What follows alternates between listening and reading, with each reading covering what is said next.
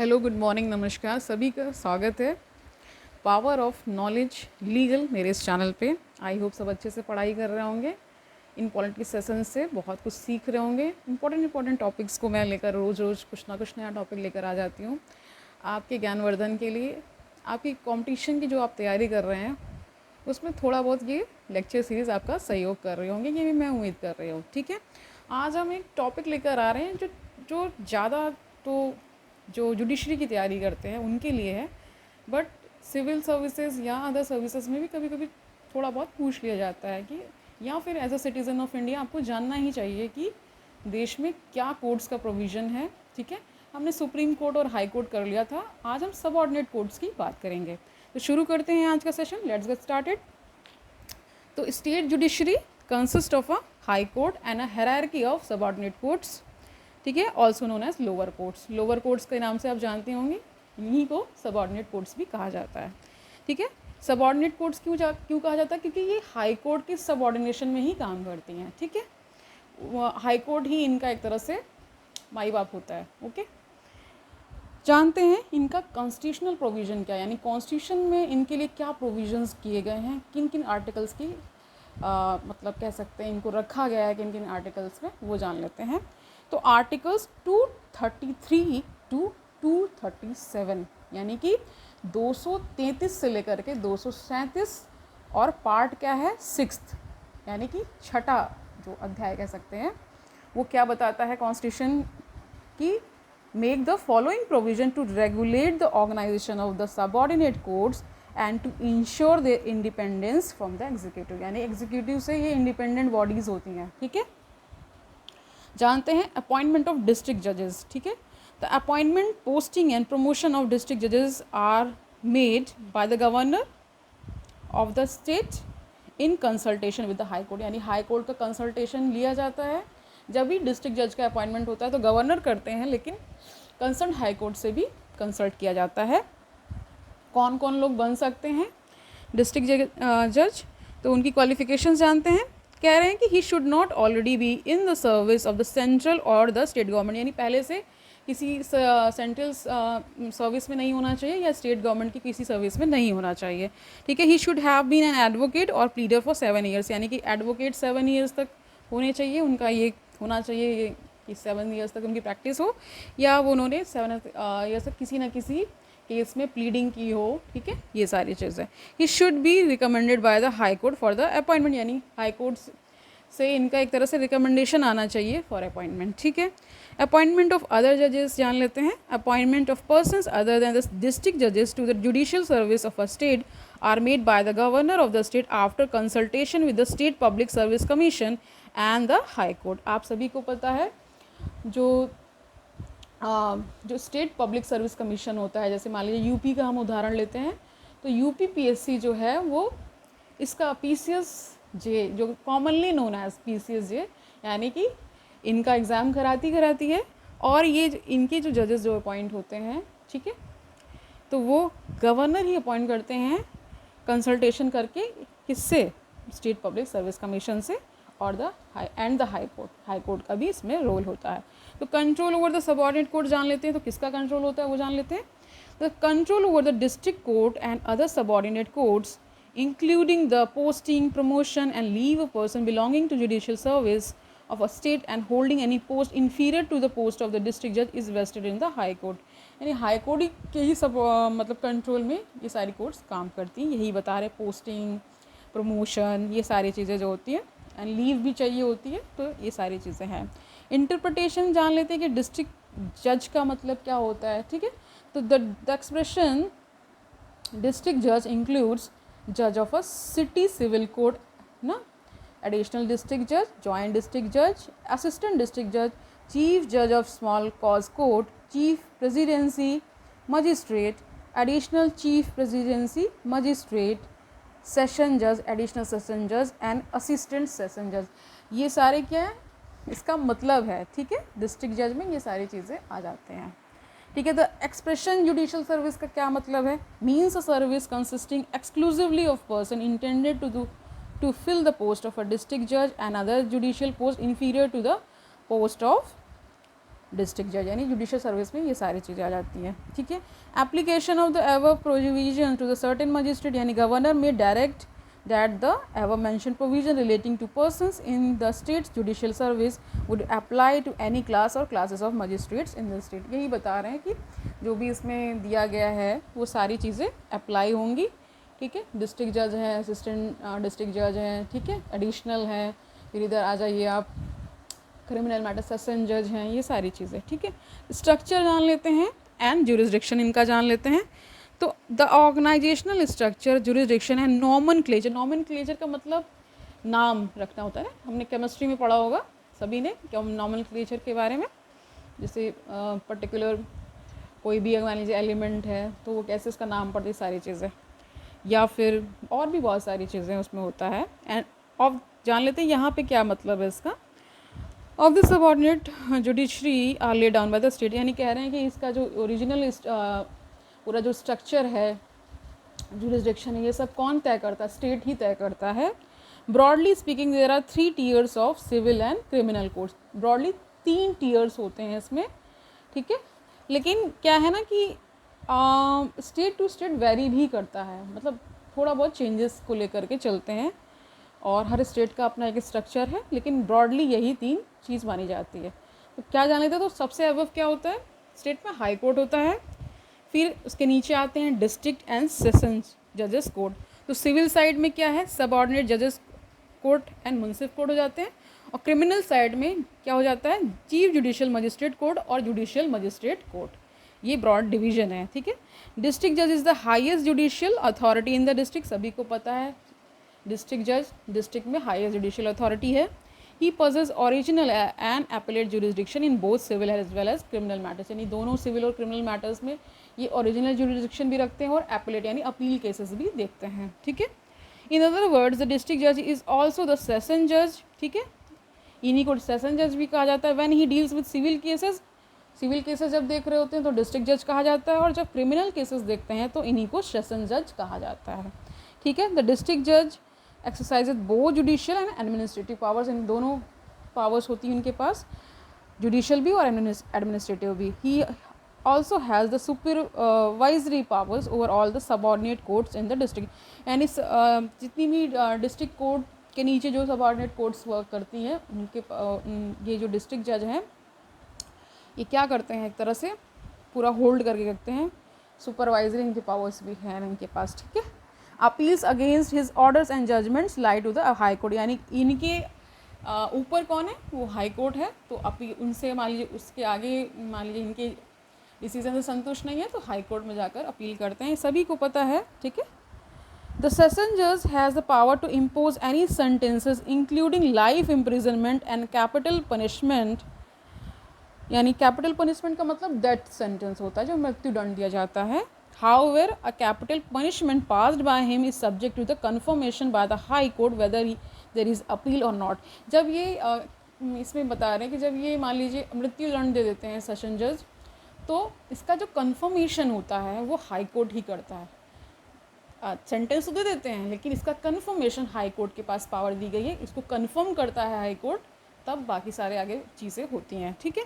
Below the district and session जज court stands the court of subordinate judge or on the civil side and court of chief magistrate on the criminal side, यानी कि इसके नीचे कौन आते हैं, तो कोर्ट ऑफ सबऑर्डिनेट जज सिविल साइड में आ गए और court of chief judicial magistrate criminal side में, ठीक है।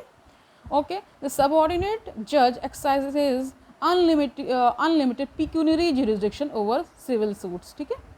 The chief judicial magistrate decides criminal cases which are punishable with imprisonment for a term up to 7 years, यानी कि जो chief judicial magistrate होते हैं, आपने सुना होगा CJM शॉर्ट में, ठीक है।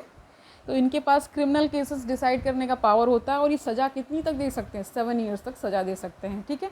At the lowest level on the civil side it is the court of munsif, ठीक है, ठीक है। लोवेस्ट लेवल में सिविल साइड में कोर्ट ऑफ मुंसिफ होता है और क्रिमिनल साइड में कौन होता है, कोर्ट ऑफ जुडिशियल मजिस्ट्रेट होता है, ठीक है। And decide civil cases of small pecuniary stake. The judicial magistrate tries criminal cases which are punishable with imprisonment for a term up to 3 years, यानी कि जो आपके जुडिशल मजिस्ट्रेट होते हैं वो अगर क्रिमिनल केस देख रहे हैं तो उनको कितने तक की सज़ा दे सकते हैं, 3 साल तक की सज़ा दे सकते हैं, ठीक है। इन सम मेट्रोपॉलिटन सिटी, जहाँ मेट्रोपॉलिटन सिटीज़ है वहाँ पे कौन होंगे, तो सिविल साइड में होंगे कोर्ट्स ऑफ मेट्रोपॉलिटन। कह रहे हैं कि in metropolitan cities there are city civil courts, ठीक है। तो चीफ जजेस in on the civil side and the courts of metropolitan magistrate on the criminal side. ये देखिए ये पूरा हायरार्की है कुल मिला कर के, ठीक है।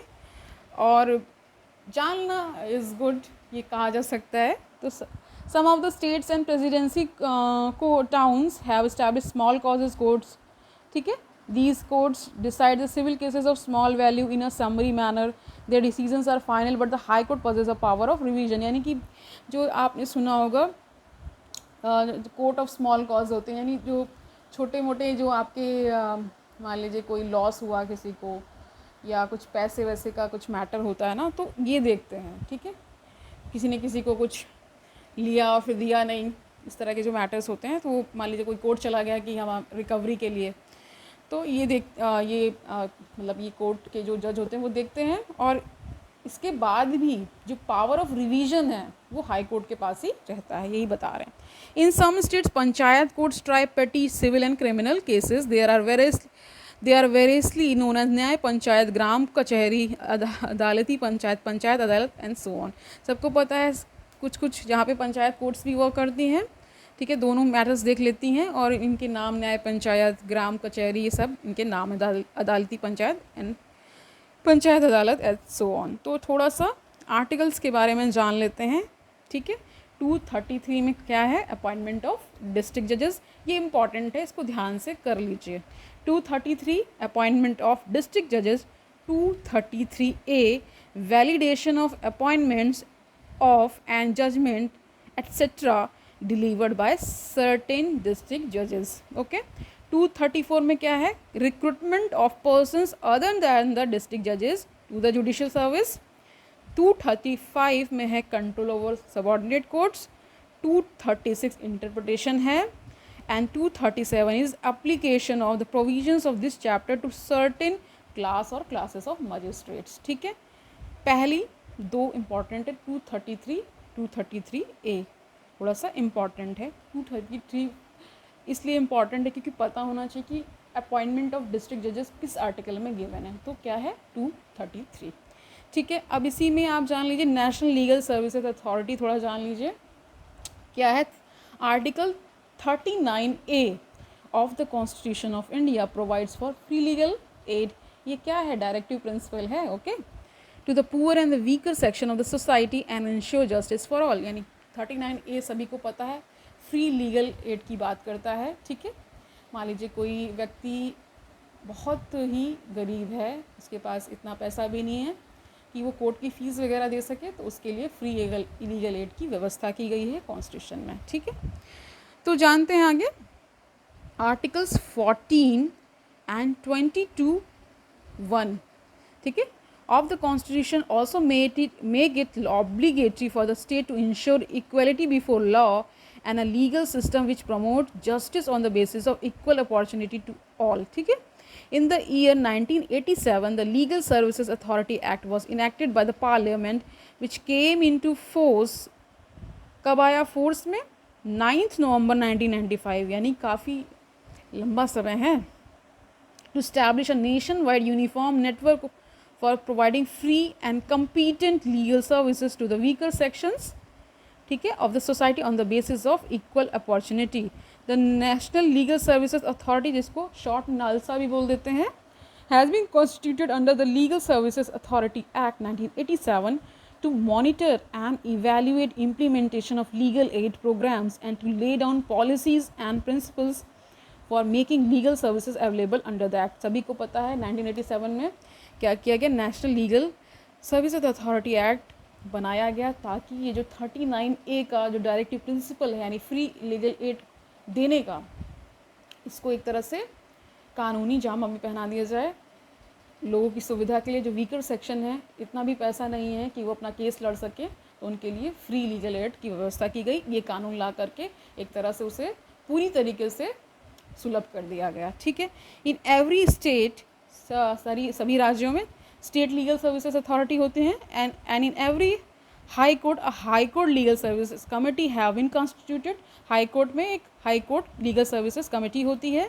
The district legal services authority, taluk legal services committees have been constituted in the district and most of the taluks to give effect to the policies and directions of the NALSA and to provide free legal services to the people and conduct लोक अदालत in the state। सभी ने लोक अदालत का नाम सुना होगा, ठीक है। The Supreme Court Legal Services Committee has been constituted to administer and implement the legal services program in so far as it relates to the Supreme Court of India। यानी कि हर जो भी हायरार्की ऑफ कोर्ट्स हैं उनमें उनकी committees बना दी गई हैं, और जो लोग इतनी गरीबी से मतलब इतने गरीब हैं या गरीबी से पीड़ित हैं, तो उनके लिए ये प्रोग्राम सारे बनाए गए, ये सारी पॉलिसीज़ बनाई गई ताकि जो एक्सेस टू जस्टिस है वो कहीं ना कहीं कंप्रोमाइज़ ना हो, ठीक है। तो नालसा यानी कि national legal services authority, NALSA short में, ठीक है, lays down policies, principles, guidelines and frames effective and economical schemes for the state legal services to implement the legal services programs throughout the country, ठीक है। primarily the state legal services authorities, district legal services authorities and taluk legal services authority have been asked to discharge the following main functions on the regular basis। क्या क्या functions हैं वो जान लेते हैं। To provide free and competent legal services to the eligible person, जो इसके लायक हैं उनके लिए फ्री और कम्पीटेंट लीगल सर्विसेज दे सकें। टू ऑर्गेनाइज लोक अदालत for amicable settlement of disputes, मतलब आपस में ही सुलह करके जो डिस्प्यूट मान लीजिए सॉल्व हो सकते हैं उनको कर लिया जाए, okay. Free legal services include में क्या है, पेमेंट ऑफ कोर्ट फी, ठीक है, process fee and other charges payable or incurred in connection with any legal proceeding, ये सारे इनके फ्री होते हैं, ठीक है। Providing service of lawyers in legal, उनको लॉयर भी दिया जाता है, ठीक है। Obtaining and supply of certified copies of orders and other documents in legal proceeding, ये सारी जो कॉपीज़ वगैरह होती हैं लगती हैं फिर उनको दी जाती है, सारा करना है, ठीक है। ये फ्री लीगल सर्विसेज में आ रहा है, ठीक है। Preparation of appeal paper book including printing and translation of documents in legal proceeding, सब जान रहे हैं। The person eligible for getting free legal services, कौन कौन वो पर्सन हैं जिनको फ्री लीगल सर्विस दे दी जाएगी वो जानते हैं। विमेन एंड चिल्ड्रन हैं, मेंबर्स ऑफ SC/ST हैं, इंडस्ट्रियल वर्कमैन हैं, victims of mass disaster, violence, flood, drought, earthquake, industrial disaster, disabled persons, ठीक है, persons in custody, persons whose annual income does not exceed 1 lakh. In the supreme court legal services committee the limit is 1,25,000, यानी कि वहाँ पे 1.25 लाख है, ठीक है। Victims of trafficking in human beings और बेगार, ठीक है, ये सारे वो लोग हैं जिनको फ्री लीगल एड दे दी जाएगी, ओके। थोड़ा सा लोक अदालत के बारे में जान लेते हैं। Lok Adalat is a forum where the cases or the disputes which are pending in a court or which are at pre-litigation stage not get brought before a court are compromised or settled in an amicable manner, यानी कि ऐसे cases, ठीक है, जो pending हैं court में या pre litigation stage यानी अभी कोर्ट के सामने नहीं आए हैं, वो केसेस, ठीक है, उनको सॉल्व किया जाए एमिकेबल मैनर के तहत, यानी कि बिना किसी लीगल प्रोसीडिंग आगे बढ़ाए हुए बाहरी कोर्ट में एक सेटलमेंट कर लिया जाए, इस तरह से। The Supreme Court has explained the meaning of institution of Lok Adalat in the following way. The Lok Adalat is an old form of adjudication system prevailed in ancient India, and its validity has not been taken away in the modern days too. The word Lok Adalat means people's court, यानी कि लोगों की अदालत, okay. The word this system is based on Gandhian principles, यानी ये गांधी जी का ही principal था, उसी पे बेस्ड है।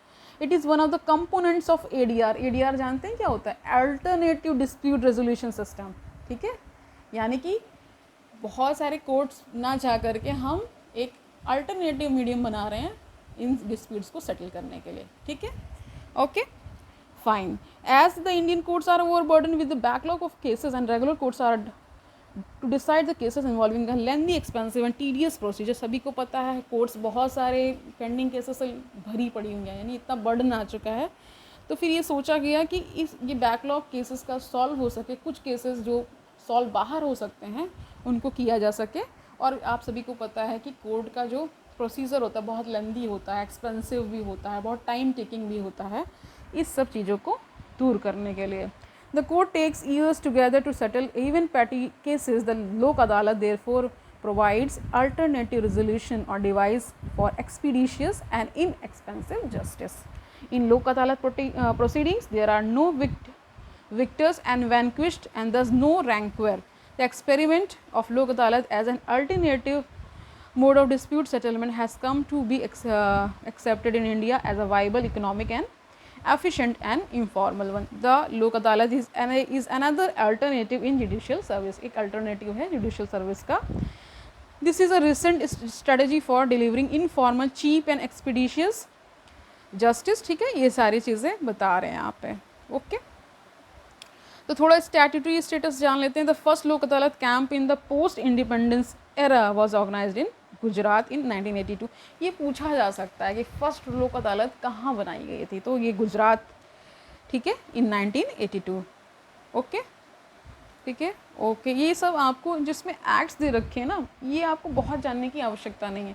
ये आपको थोड़ा सा इसका ओवरव्यू पता होना चाहिए. ठीक है, तो इससे क्या होता है कि आपको पता होगा कि यहाँ पे इंडिया में, अपनी कंट्री में क्या क्या जुडिशल सिस्टम है, क्या क्या यहाँ पे तरीके हैं. ठीक है, फिर परमानेंट लोक अदालत की बात करते हैं तो कहा जा रहा है the legal services act 1987 was amended in 2002 में अमेंड कर दिया गया to provide for the establishment of permanent Lok Adalat to deal with cases pertaining to public utility services से. ठीक है, ठीक है, 2002 में अमेंडमेंट करके परमानेंट लोक अदालत बनाई गई. ठीक है, तो साइलेंट फीचर्स ऑफ क्या है परमानेंट, थोड़ा सा जान लेते हैं.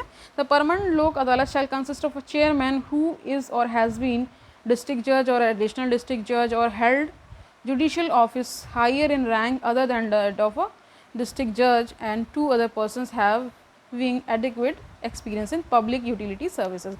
The permanent Lok Adalat shall exercise jurisdiction in respect of one or more public utility services such as transport services of passengers or goods by air, road and water, postal, telegraph और telephone से supply of power, light और water to. ये सारी चीज़ें इस हमारे इस तरह के मैटर्स हो रहे हैं, यानी कि कुछ पानी से रिलेटेड मैटर है, कोई टेलीग्राफ से रिलेटेड मैटर है, सप्लाई ऑफ पावर यानी लाइट से रिलेटेड मैटर, ये सारे मैटर्स यही लोग देख लेंगे. ठीक है, जहाँ पे मनी इंक्लूडेड है, जहाँ पे एक तरह से सिविल डिस्प्यूट्स हैं उनको सेटल करने के लिए. The pecuniary jurisdiction of the permanent Lok Adalat shall up to the ₹10 lakh तक है. ठीक है, however the central government may increase the said pecuniary jurisdiction from time.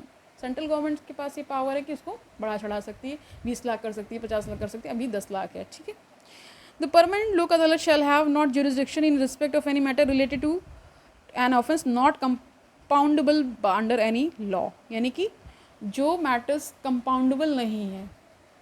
अब आप जानिए कंपाउंडेबल क्या होता है.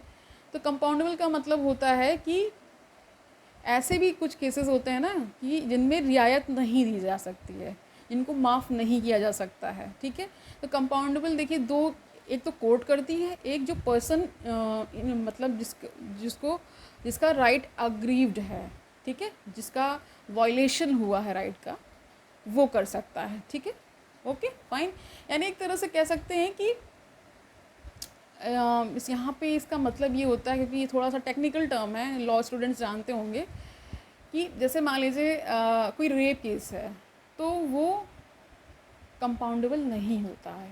ठीक है, इस तरह के केसेस नहीं होते. कुछ केसेस जहाँ पे जैसे मान लीजिए कोई लॉस है, कोई मॉनेटरी लॉस है, तो वहाँ पे हो जाता है, सज़ा की जगह आपको कंपनसेशन दे देना होता है. जो भी विक्टिम होता है वो बता देता है इतना चाहिए तो हम माफ़ कर देंगे, आगे प्रोसीडिंग नहीं करेंगे. ये सारे मैटर्स होते हैं. ठीक है, before the dispute is brought before any court, any party to dispute may make an application to the permanent Lok Adalat for settlement of a dispute. After an application is made to the permanent Lok Adalat, no party to that application shall invoke jurisdiction of any court in the same dispute. ठीक है, यही सब बता रहे हैं आपके लिए.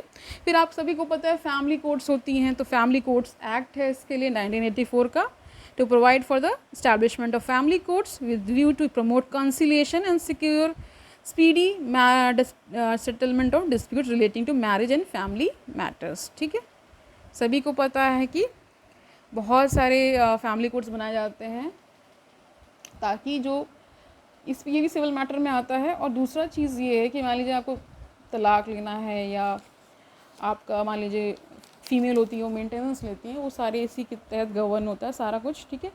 फिर इसमें एक और आ रहा है ग्राम न्यायालय भी हैं, ठीक है। उसके लिए एक्ट ग्राम न्यायालय एक्ट बनाया गया 2008 का, has been enacted to provide for the establishment of Gram Nyayalaya, ठीक है, न्यायालय at the grassroots level for the purpose of providing access to justice to the citizens at their doorstep and to ensure that opportunities for securing justice are not denied to any citizen due to social, economic and other disabilities, ठीक है। ग्राम न्यायालय बनाई गई, ठीक है, 2008 के तहत एक एक्ट ला करके, 2008 का है ये एक्ट, ताकि जो ग्राम स्तर पे ही डिस्प्यूट सेटल हो जाएं, उन्हें इधर उधर भटकना ना पड़े, ठीक है, और स्पीडी हो जाए जस्टिस, ठीक है, ताकि कहते हैं ना जस्टिस डिलेड जस्टिस डिनाइड, यानी देर ही हो गई तो फिर ऐसा माना जाता है कि जस्टिस हुआ ही नहीं, समय ही निकल गया, इंसान बचा ही नहीं जिसके साथ न्याय होना था, तो फिर क्या मतलब है। इसलिए ये सारी चीज़ें बनाई गई ताकि स्पीडी जस्टिस हो सके। तो इसको थोड़ा फीचर्स जान लेते। तो the Gram Nyayalaya shall be a court of judicial magistrate first class and its proceeding officer को क्या कहा जाता है, Nyayadhikari, shall be appointed by the state government in consultation with the high court, high court से कंसल्ट करके स्टेट गवर्नमेंट ही appoint करती है इनको। Shall be established for every panchayat at intermediate level or a group of contiguous panchayat at intermediate level in district, or where there is no panchayat at intermediate level in any state, for a group of contiguous panchayat. न्यायाधिकारी who will preside over these gram nyayalayas are strictly judicial officers and will be drawing the same salary, deriving the same powers as the first class magistrate working under the high courts. इनको वही सारे salary announces ये सब मिलते हैं जो कि first class magistrate को मिलते हैं, okay. The Gram Nyayalaya shall be a mobile court and shall exercise the powers of both criminal and civil courts. Mobile courts होती हैं यानी कि मूव कर सकती हैं, ठीक है, दोनों मैटर्स देखती हैं, क्रिमिनल और civil. The seat of Gram Nyayalaya will be located at the headquarters of the intermediate panchayat. They will go to the village where, ठीक है, work there and dispose of the cases. Gram Nyayalaya shall try criminal cases, civil disputes, claim for disputes which are specified in the first schedule and second schedule to the act। ये schedule में given होगा, ठीक है, उसी के act के तहत सारी चीज़ें करते हैं।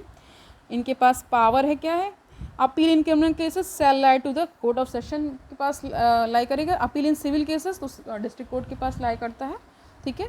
Will shall be heard and dispose within a period of 6 months, 6 months के अंदर ही दोनों केसेस में इन अपील्स को सुन लिया जाता है, ऐसा प्रोविजन रखा गया। A person accused an offence may file an application for plea bargaining.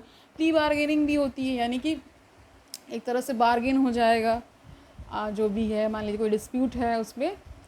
Bargaining का मतलब ही होता है ना कि सेलर और बायर जहाँ होते हैं और वहाँ पे फिर एक पॉइंट पे आते हैं जहाँ दोनों सहमत हो जाते हैं कि इतना प्राइस देंगे पर्टिकुलर कमोडिटी जो भी वो परचेज कर रहे होते हैं, तो वहीं से ये कॉन्सेप्ट लाया गया, ठीक है, ओके।